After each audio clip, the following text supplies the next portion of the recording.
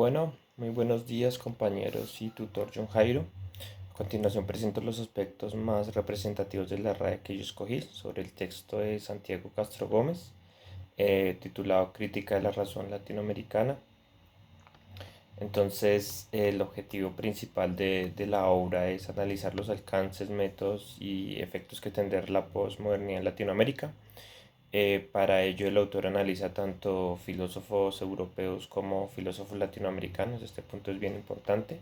Y sobre ello desarrolla los objetivos específicos, los cuales serían definir la posmodernidad, pero a partir de los pensadores latinoamericanos, explicar las relaciones de la modernidad y la posmodernidad en América Latina, presentar las diferencias entre posmodernidad para los pensadores europeos y para los pensadores latinoamericanos, establecer los efectos que la implementación de la posmodernidad tendría en Latinoamérica, ilustrar cómo Latinoamérica no se ve una modernidad como en los países europeos y finalmente estudiar los clichés que se suelen tener sobre la posmodernidad, como fin de la modernidad, fin de la historia, muerte del sujeto y fin de las utopías.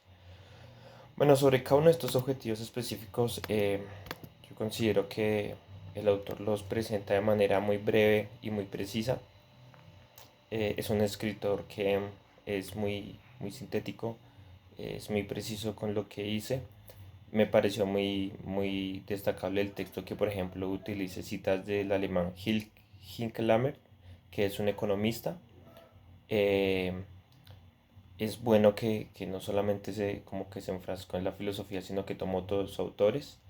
Sobre el texto también, si no lo mencioné, los objetivos específicos, el autor hace un análisis no tan breve porque se demora como 1 o 2 páginas sobre la política latinoamericana, sobre por qué nuestra política tiende a ser tan cíclica, o sea, porque nosotros no desarrollamos la modernidad como la desarrollaron los europeos. Sobre esas falencias, él muestra cómo acá en Latinoamérica se crea ya un estigmatismo y un miedo hacia los cambios políticos y demás que los europeos no los vivieron, no tanto por virtud, sino por hechos como la Segunda Guerra Mundial. Em, entonces, digamos que sería resaltar del texto los puntos que él explica sobre la posmodernidad para Latinoamérica. Él define posmodernidad como en términos, pues en mi opinión, muy nocivos, como una exageración del capitalismo y en vez de un fin de la modernidad, como mencioné en los objetivos específicos, más bien como una consecución más drástica de la modernidad. En este punto es bien interesante porque redefine la manera en la que se suele tener ese concepto de una manera, en mi opinión, muy brillante. Eh, También me gustaría destacar del texto que al final, en las partes finales, si bien él presenta un breve resumen, también menciona algo que me pareció muy importante, y es que critica a los intelectuales latinoamericanos, a pesar de que los ha venido citando a lo largo del texto, critica que no representan muchas veces la ideología, la historia y las filosofías de nosotros. Él lo menciona literalmente como intelectuales que viven y piensan en un mundo que no entienden, que habitan un orden discursivo desligado a la época. Eso lo dice en la página 40.